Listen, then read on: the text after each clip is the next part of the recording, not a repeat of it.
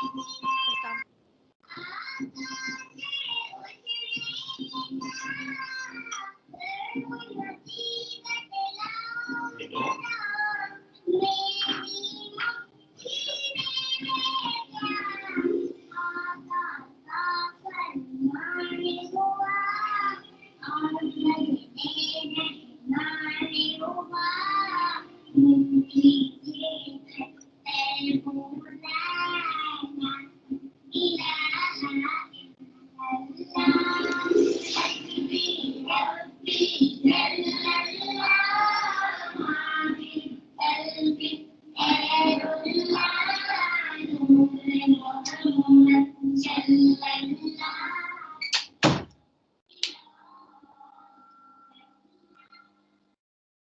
हाँ जी बच्चों, कैसे हो? ठीक हो?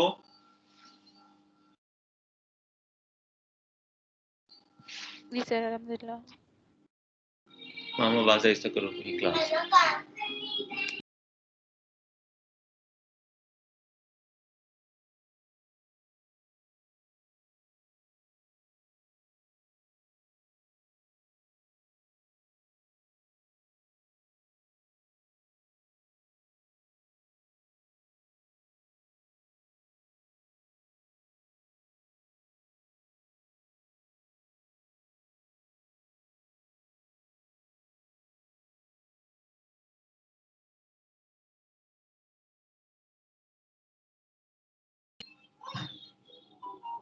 अच्छा बच्चों, क्योंकि सिर्फ 35 मिनट्स होते हैं हमारे पास, तो चलें शुरू करते हैं हम।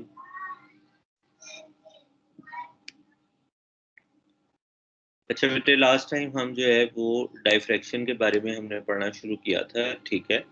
और हमने दो सिनेरियोज डिस्क्राइब किए थे। हमने ये कहा था कि एक सिनेरियो वो है जिसमें डायरेक्शन हमें हेल्प करती है, और एक सिनेरियो वो है जिसमें डाइफ्रैक्शन जो है वो हमें डाइफ्रैक्शन की वजह से नुकसान हो सकता है। तो हम उन दोनों सिनेरियोज को दोबारा से एक दफ़ा से ड्रॉ करते हैं और देखने की कोशिश करते हैं कि ऐसे कौन सा सिनेरियो जिसमें हमें डाइफ्रैक्शन की वजह से फ़ायदा हो सकता है, और ऐसा कौन सा सिनेरियो है जिसमें हमें डाइफ्रैक्शन की वजह से नुकसान हो सकता है। तो अब अगर आप देखें, तो लास्ट टाइम जब हमने सिनेरियोज देखे थे, तो से फॉर एग्जांपल यहाँ पे हमारे पास एक ट्रांसमीटर है और यहाँ पे हमारे पास एक रिसीवर है, ठीक है? अब द थिंग इज के यहाँ पे इनके दरमियान में लाइन ऑफ साइट लिंक जो है वो एग्जिस्ट करता है, मतलब ये एक दूसरे को देख सकते हैं और सक्सेसफुली जो एनर्जी है फ्रॉम वो point A to point B यानी टी एक्स से आर एक्स जो है वो जा सकती है, ठीक है? लेकिन say for example there comes a scenario, अगर यहाँ पे कोई ऑब्स्टेकल आ जाता है दरमियान में, ठीक है? तो now what will happen is कि इस ऑब्स्टेकल की टिप की वजह से जो एनर्जी होगी वो इस तरफ शिफ्ट कर जाएगी, ठीक है? तो ये वाला जो लाइन ऑफ साइट लिंक है ये ब्रेक कर जाएगा, ठीक है? तो हम इसको कहेंगे कि ये लिंक जो है वो हमारा ब्रेक कर गया है, क्योंकि एनर्जी जो है वो लॉस हो गई। अब हम कह सकते, हम इसके लिए भी टर्म इस्तेमाल कर सकते हैं कि हमारा जो आर एक्स है ये अब शेडो रीजन में आ गया, ठीक है? मतलब शेडो रीजन या फेड रीजन में आ गया, हम ये भी कह सकते हैं, ठीक है? कि यहाँ पे पहले सिग्नल पहुंच रहा था लेकिन अब सिग्नल यहाँ पे नहीं पहुंच सकता। दूसरा सिनेरियो इफ यू रिमेंबर, हम लोगों ने ये ड्रॉ किया था कि say for example there is already some transmitter over here, ठीक है? And there is some building already present, and then there is some receiver which is very closely located to this building, ठीक है? तो now the only means of making the signal reach to this receiver is by means of diffraction, ठीक है? तो इस case में diffraction से हमें फायदा हुआ और इसमें डायफ्रैक्शन की वजह से हमें नुकसान हुआ, ठीक है? तो इसमें इस वाले केस में diffraction is not preferable, and इस वाले केस में may be diffraction will will help us, ठीक है? लेकिन नाउ द थिंग इज कि विच वन ऑफ द, ये वाला सिनेरियो तो एक नेचुरल सिनेरियो हो सकता है कि से फॉर एग्जांपल एक ओपन एनवायरनमेंट थी, अम, मसलन कंसिडर आईएसटी के सराउंडिंग में एनवायरनमेंट आप कंसिडर कर लें, ठीक है, और कुछ 6-7 साल पहले का टाइम कंसिडर कर लें जब इतनी ज़्यादा डेवलपमेंट नहीं थी आईएसटी के अराउंड, ठीक है, डीएचए फुली डेवलप नहीं हुआ था, आईएसटी के अंदर में भी काफ़ी ज़्यादा ब्लॉक्स नहीं बने हुए थे, ठीक है, बिल्डिंग्स जो हैं वो कम थी। तो हो सकता है कि किसी ने उस वक्त आईएसटी को नेटवर्क पहुंचाने के लिए आसपास एक बेस स्टेशन टावर लगाया हो, लेकिन अब due to so many buildings there may be some reasons in IST जहां पे we would call them as dead zones या ब्लैकआउट जोन्स, जहां पे there is no coverage at all, ठीक है, because now you have more buildings available around.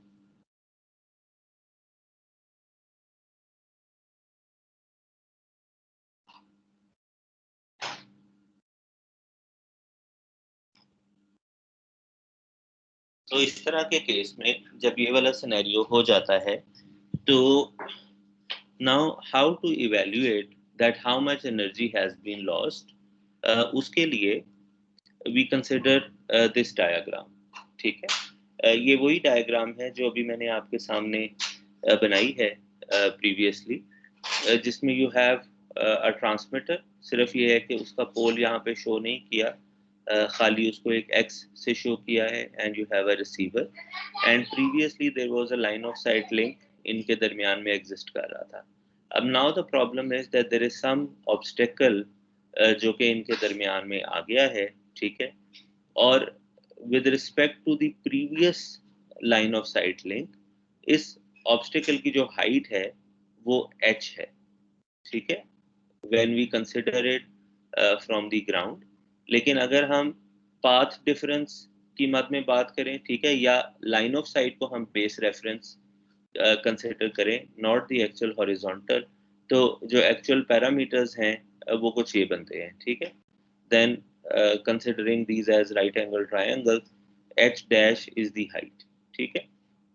तो by using this geometries we come up with a parameter which is called diffraction parameter, which is small v, और ये जो diffraction parameter है इसकी value हमें ये बताती है कि यहाँ से लेके यहाँ तक कितनी पावर लॉस होगी जब हम दरमियान में एक ऑब्स्टेकल आ जाएगा। मतलब previously if you are receiving से फॉर एग्जांपल 30 डीबी या 30 डीबीएम, अगर आपकी प्रीवियस जो है वो आरएक्स पावर ये थी, तो नाउ जब एक ऑब्स्टेकल आ जाएगा तो उसके बाद कितना पावर लॉस होगा और रिसीव्ड पावर आपकी कितनी हो जाएगी, वो हमें पता चलता है इस डायफ्रैक्शन पैरामीटर से, ठीक है। तो actually this diffraction parameter, it depends on the geometry, and this is the formulation for this diffraction parameter, ठीक है। अब द थिंग इज कि हमें ये एच डैश की वैल्यू, डी1 डैश की वैल्यू, डी2 डैश, इनकी वैल्यूज तो हमें नहीं पता, लेकिन हाँ हमें डी1 की वैल्यू पता है। वी कैन अप्रोक्सीमेट या एस्टिमेट कि यहाँ से लेके यहाँ तक का कितना डिस्टेंस है, यहाँ से लेके यहाँ तक का कितना डिस्टेंस है, ठीक है। और फिर इन दोनों की फॉर्मूलेशन से भी may be we can determine, probably we can determine कि एच डैश क्या है हमारे पास, ठीक है। तो अब हम क्या करते हैं, we take approximations, we say कि if d1 and d2 is very large as compared to h या h dash for that matter, तो हम इन values की बजाय we use this approximation to calculate the diffraction parameter. Once we have the value of diffraction parameter, आप इस diffraction parameter को alpha की terms में भी कंसिडर कर सकते हैं, which is the angle जो कि अब नए लाइन ऑफ साइट पाथ और previous line of sight path के दरमियान का एंगल है, ठीक है। लेकिन normally we stick to H. तो you calculate the diffraction parameter, ठीक है, and based on the diffraction parameter no you now have plotted ये diffraction parameter we over here, ठीक है, एंड ये एक अप्रोक्सीमेट वैल्यू है इस डायफ्रैक्शन पैरामीटर की, ठीक है। दिस इज द फंक्शन जिसके ज़रिए से हमने इसको अप्रॉक्सीमेट किया है, और हमने एक पाथ लॉस को पॉइंट कर लिया है, हमने एक पाथ लॉस को प्लॉट कर लिया है, ठीक है। This is the diffraction parameter for grazing incidence. Grazing incidence का क्या मतलब था कि जब with respect to horizontal, if this is the angle of incidence, तो ऐसे पैरामीटर्स जहाँ पे एंगल ऑफ इंसिडेंस इज रफली इक्वल टू 90 डिग्रीज, ठीक है, तो that is the grazing incidence. और ग्राउंड के पर्सपेक्टिव में तो this is the normal and this is the interface, so this is the 90 degrees, ठीक है, 90 डिग्रीज पॉइंट। ओके, तो now this is the power loss for the diffraction parameter, ठीक है।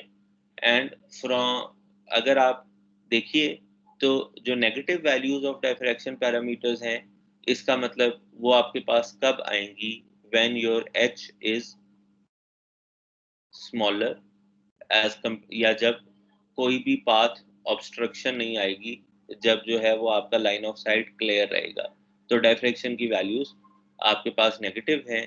और उस केस में if you look at this graph, there is no path loss, ठीक है। And apparently this is the point जहां से आपका पावर लॉस जो है वो बढ़ना शुरू हो जाता है। If you look at this is -5, तो समवेयर -1 -2 -3, तो somewhere at this point would be your -3 dB point, ठीक है। और आहिस्ता आहिस्ता आपका एंगल जो है वो बढ़ना शुरू हो जाएगा, ठीक है, आपका डायफ्रैक्शन पैरामीटर की वैल्यू बढ़ना शुरू हो जाएगी और आपका पाथ लॉस भी बढ़ना शुरू हो जाएगा, ठीक है। And this is for when the height of the obstacle is becoming large and it has started obstructing the line of sight, ठीक है।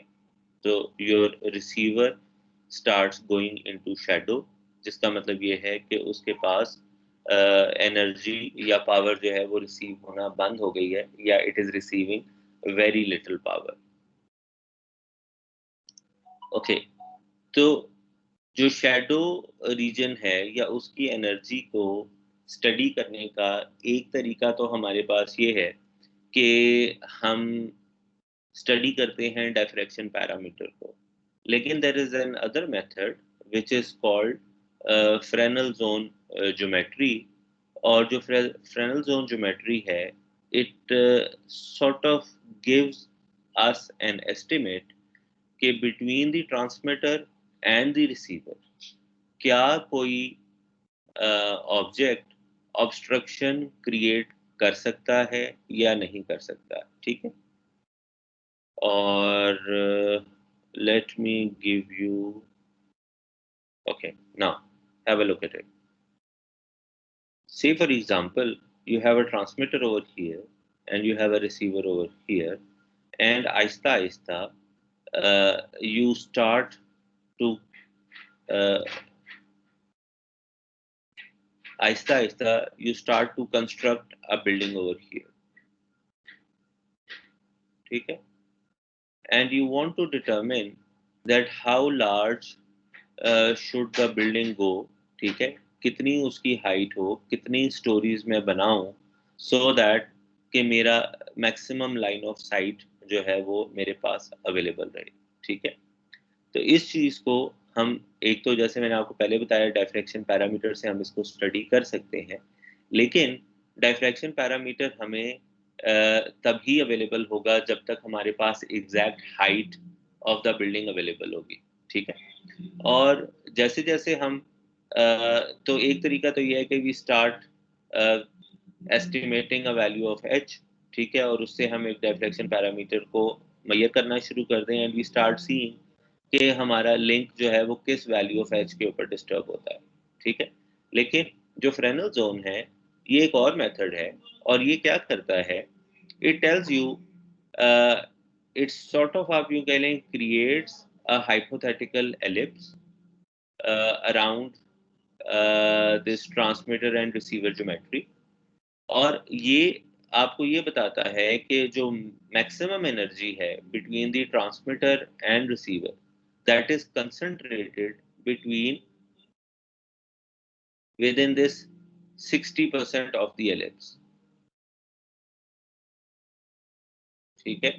तो the rule of thumb is कि if your building starts going into this shaded region, तो इसका मतलब है you will have serious energy loss because of diffraction. लेकिन if your building या your obstacle remains out of this 60% region, ठीक है, तो then your building or your obstruction will not cause any problem. ठीक है। तो यहाँ पे हम ये करते हैं कि we try to determine the radius of the ellipse, ठीक है, for which the obstruction will not cause any problem. ठीक है। तो यहाँ पे जो height of the obstruction होगी वो actually जो radius है because it is being calculated from the center of the ellipse, लेकिन height of the obstruction is being calculated from the horizontal या from the horizon point. तो height of the obstruction would be calculated height of the obstruction, ठीक है, total height minus this value of the radius, ठीक है। तो just to give के जो radius की value है this is from the center, ठीक है, and this is not from this. तो इसको अगर आप यहाँ से कंसिडर करेंगे तो ऑब्स्ट्रक्शन हाइट कुछ और आएगी, और अगर आप यहाँ से कैलकुलेट करेंगे तो ऑब्स्ट्रक्शन हाइट कुछ और आएगी, ठीक है। अच्छा, अब सबसे पहली बात ये कि जो फ्रेनल जोन है इसको आप कंस्ट्रक्ट कैसे करते हैं, ठीक है। फ्रेनल जोन में the radius of the Fresnel zone is calculated by following the condition के जो ये जो लेंथ है d1 distance between the transmitter and distance between d2, ठीक है, ये दिस इज इक्वलेंट टू जो पाथ डिफरेंस है, सॉरी, यहाँ से लेके यहाँ तक का पाथ और यहाँ तक का। तो if this is path length A and this is path length B, तो we apply a condition where we say कि difference between the path length या जो total combination of the path length है वो इन डिस्टेंसेस का addition plus n lambda by 2, ठीक है। तो अगर n की वैल्यू 1 होगी तो आपके पास फर्स्ट फ्रेनल जोन आएगा, अगर n की वैल्यू 2 होगी तो आपके पास सेकंड फ्रेनल जोन आएगा यानी सेकंड एलिप्स आएगा, n की वैल्यू 3 होगी तो आपके पास थर्ड एलिप्स आएगा। लेकिन हम खाली फर्स्ट जो जोन है उसी में इंटरेस्टेड होते हैं, we do not go into higher या लार्जर रीजन्स, ठीक है। हम सेकंड या थर्ड या फोर्थ फिफ्थ जोन्स में हम नहीं जाते, ठीक है। ओके, तो जैसे मैंने आपको पहले बताया कि जो रूल ऑफ थंब है वो ये है कि 60% of the first Fresnel zone must be clear of the obstacles, यानी if this is the total Fresnel zone तो इसका जो 60% रीजन है दिस शुड बी क्लियर, ठीक है। तो 0.6 R1, लेकिन if you have a look at this one, तो ये जो क्राइटेरिया है इसको अगर आप क्राइटेरिया जो 60% क्लियरेंस का क्राइटेरिया है इसको अगर आप डाइफ्रैक्शन पैरामीटर के अगेंस्ट इसको वे करें या जज करें, तो if you look at it according to the diffraction parameter calculation this is the point जब हम 60% क्लियरेंस में रहते हैं, ठीक है। And if you look at it this 60% clearance line, इसके ऊपर डाइफ्रैक्शन पैरामीटर की वैल्यू तो समवेयर -0.6 है, लेकिन इसके ऊपर पाथ लॉस जो है वो 0 है। तो अगर आप उसकी वेरिफिकेशन करना चाह रहे हैं कि ये रूल ऑफ थंब कैसे आया, तो वो 60% रूल ऑफ थंब को हमने डाइफ्रैक्शन पैरामीटर से भी वेरीफाई किया कि path loss between the transmitter and receiver will be 0 dBs.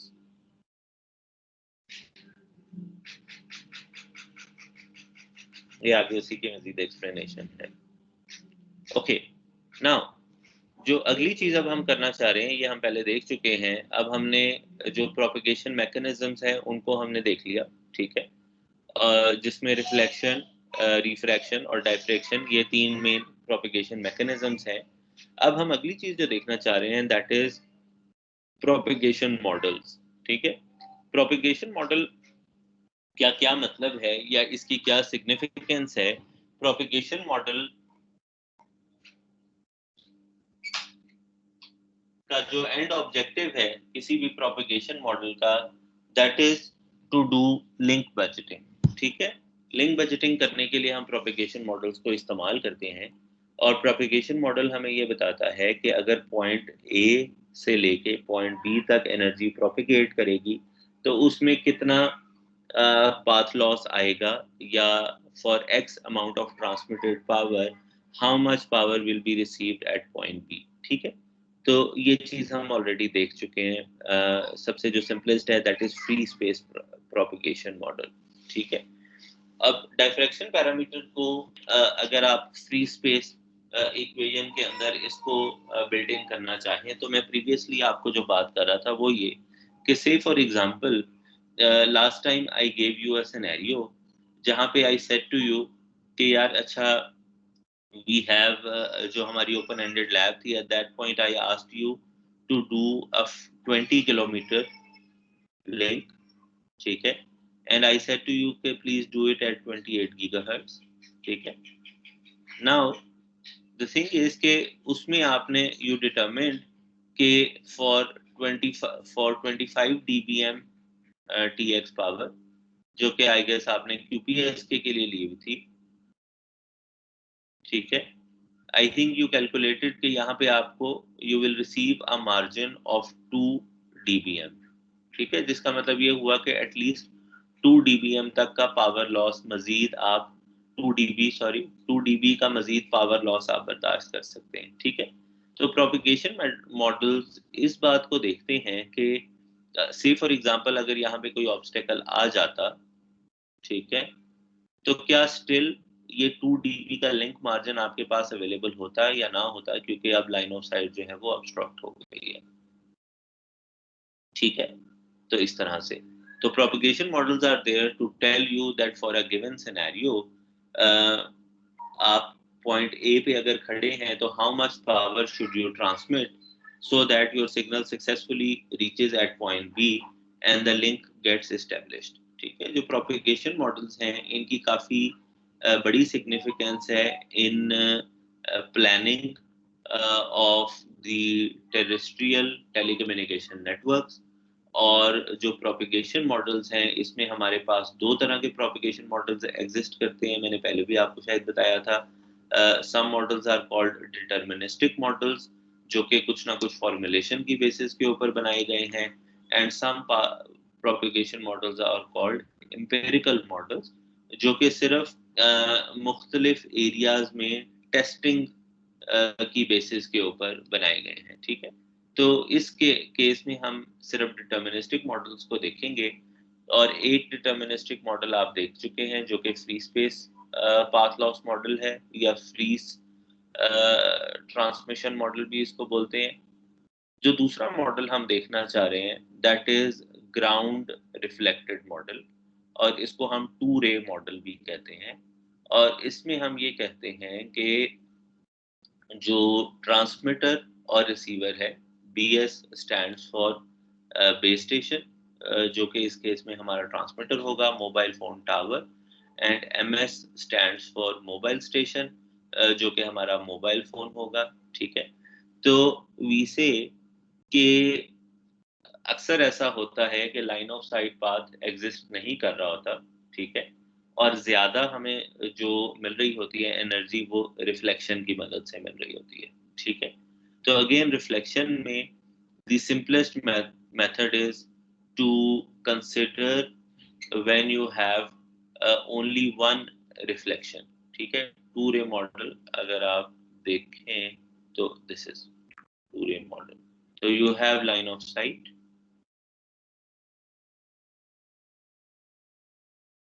and with respect to horizon this is theta I। ठीक है, and with respect to normal if you calculate तो this would be theta I। ठीक है, लेकिन either case ये दोनों angles भी equal हैं, तो theta I is equal to theta R. So what's happening over here is कि we have one path over here and then we have one path over here, so we have two rays. Number one, line of sight, and number two, reflected. ठीक है? And we are over here, we are only considering single reflection. ठीक है? तो यहाँ पे जो total energy है, that is combination of line of sight plus whatever is coming from the ground. ठीक है? Ground reflected. So from your previous knowledge, what do you think? कि जो E total होगी, should it be greater than E line of sight या should it be less than E line of sight? क्या ख्याल है आपका इस बारे में?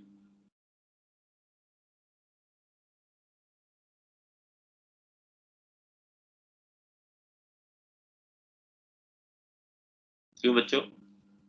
Any opinion? What do you think about it?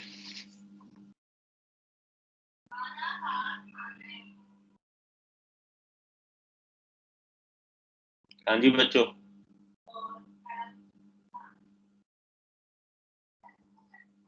जी बच्चों, बता नहीं रहे आप.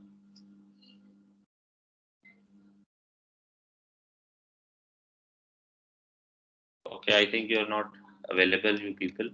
So, but the thing is that E total can be larger than E line of sight, and it can be also smaller with in comparison to E line of sight. And from our previous knowledge, we know कि जहाँ पे भी दो path आपस में meet कर रहे होते हैं, तो there is a possibility of both constructive interference and destructive interference. ठीक है? Constructive interference would be when this path and this path would be in phase. और in phase का मतलब ये है कि if you calculate the path difference, जो कि delta होगा, ठीक है? Path difference, which is the delta in the path, तो उसका अगर आप later on phase लें, ठीक है? तो it should be either 0 degrees या 360 degrees या इसकी कुछ range होनी चाहिए, ठीक है? और जो डिस्ट्रक्टिव इंटरफेरेंस है that is out of phase, जिसका मतलब ये होगा कि ये जो पाथ डिफरेंस है इसका phase would be somewhere in the region of 180 degrees. ठीक है? So that would be destructive interference, and in that case E total would be less than ELOS, and for constructive interference E total would be greater than ELOS.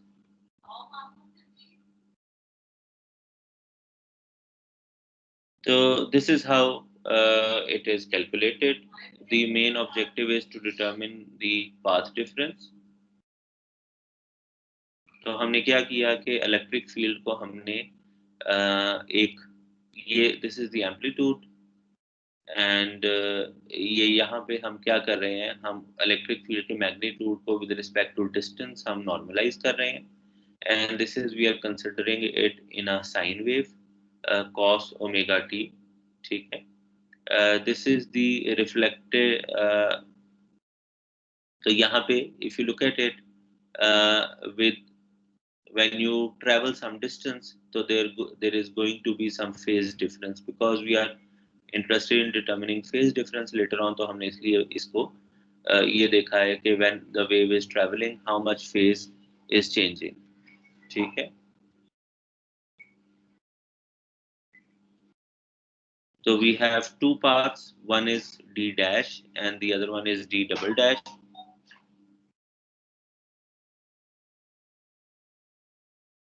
ठीक है? So this would be D dash and this would be D double dash.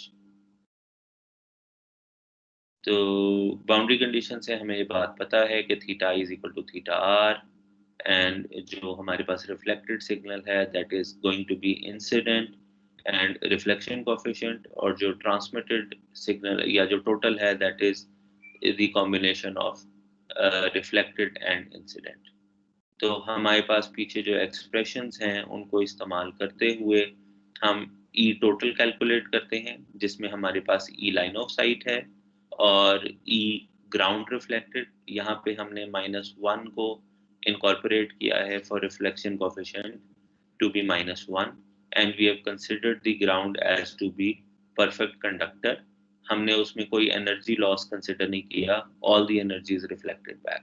ठीक है। So now let us by considering this diagram, इसको हमने method of images से थोड़ा expand किया है और we have done this to calculate the value of d dash and d double dash। जब इसको हम calculate करेंगे और इन equations में incorporate करेंगे d dash और d double dash में, तो हमारे पास E total की वैल्यू भी आएगी and also if you want to determine the path difference, तो approximate value of the path difference becomes 2ht hr divided by d। अगर हम उसका फेज डिफरेंस लेते हैं तो this is the phase difference, और अगर हम टाइम डिले कैलकुलेट करते हैं तो this is the path difference. Time delay से मुराद ये कि दोनों के दरमियान में कितना टाइम डिले होगा। तो now if d becomes very large, the difference between d dash and d double dash that reduces। ठीक है। और फिर जो path loss model है that will be जो envelope होगा E field का that will be approximately equal। ठीक है। negligible difference होगा in terms of the power which are being received at that particular point। So this is how we calculate previous values में हमने इसको incorporate किया path difference को।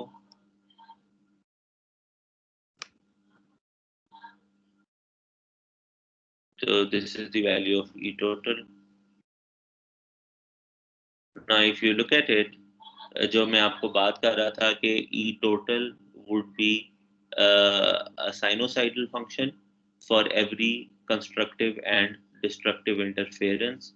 ई total की value जो है वो simple E line of sight से ज़्यादा भी होगी और उसकी वैल्यू से कम भी होगी। तो if you look at it, this function is telling us कि जो प्रीवियस हमारे पास था रिसीव्ड पावर, अब ग्राउंड रिफ्लेक्टेड मॉडल में वो एक मॉड्यूलेटेड फॉर्म में कन्वर्ट हो गया है, जिसकी वैल्यू 1 और -1 के दरमियान में एग्जिस्ट करेगी। तो it will be 0, it would be greater than the previous one, and it would be less than the previous one as well।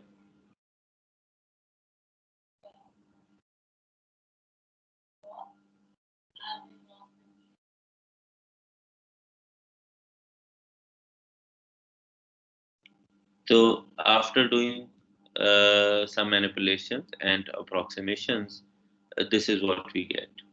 So for two-ray model, the received power at some distance d would be transmitted power, transmit antenna ka gain, receive antenna का gain, and then it would जो normal free space path loss model है उसमें जो हमारे पास पाथ लॉस आता है, energy is attenuated with respect to 1/d²। लेकिन now if you look at it, by increasing an additional path, the power is being attenuated with respect to d raised to the power 4, जिसका मतलब ये हुआ कि square of, और इसको अगर आप dB में लेके जाएं तो 20 dB का एडिशनल पावर लॉस है आपके पास, approximately 20 dB। I was about to say 2 times, लेकिन it's not 2 times, it is 20 dB। अगर 2 times होता तो खाली 3 dB का होता। तो this is quite large significant power।